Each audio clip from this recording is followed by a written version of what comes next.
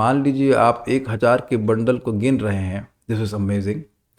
तो आप देखिए, आप 1000 की वैल्यू जानते हैं कि ये आज ये 1000 आया तो आगे मैं इससे ये सुविधा ले लूंगा। दूसरा 1000 गिन लिया और इससे मैं ये सुविधा मिल जाएगी। 3000 आ गया, अरे हम खूब घूमने जाएंगे, खूब गुलाब जामुन खाएंगे। चौथा 4000, अरे भाई वो केवल नंबर्स हैं और वो केवल पेपर है, लेकिन उनके महत्व बुद्धि है। इसलिए जैसे गिनते जा रहे हैं बड़ा खुश हो जा रहे हैं और बड़े ध्यान से गिन रहे हैं। हाँ, 1000 आ गया, 2000, कोई कम नहीं होना चाहिए। अब यह क्या मान लीजिए कि भाई मान क्या लीजिए, मानने की बात है, सत्य बात है कि एक नाम के बराबर करोड़ों अश्वमेध यज्ञ भी नहीं है। तो ये एक एक नाम आपके पास जा रहा है, तब वो साहित्य नहीं होना चाहिए। मानते क्यों नहीं? जब झूठ को सत्य मान रहे हैं तो सत्य को सत्य मानने में क्या कठिनाई है?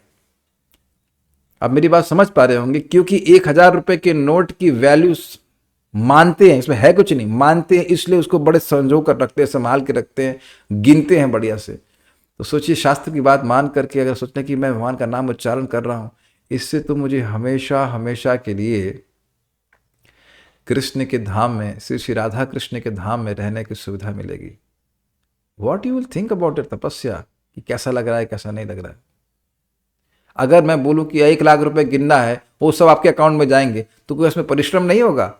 जितना गिनोगे वो तो तुम्हारे अकाउंट में जाएगा। अरे लाइए लाइए, सुबह से शाम तक माला माला वाला बोलो, पहले पैसे पैसे लाओ।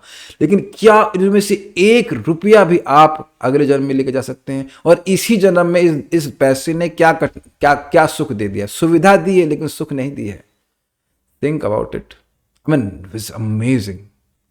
अगर आप भगवान के नाम की महिमा पर विश्वास कर लें तो प्रत्यक्ष अनुभव होता है। कैसे कह सकते हैं कि आपको जीवन में कोई परिवर्तन नहीं महसूस हो रहा, और आगे जो परिवर्तित जीवन दिखेगा भगवान का धाम, उसका तो कहना ही क्या। This is amazing, this is amazing, this is very nice.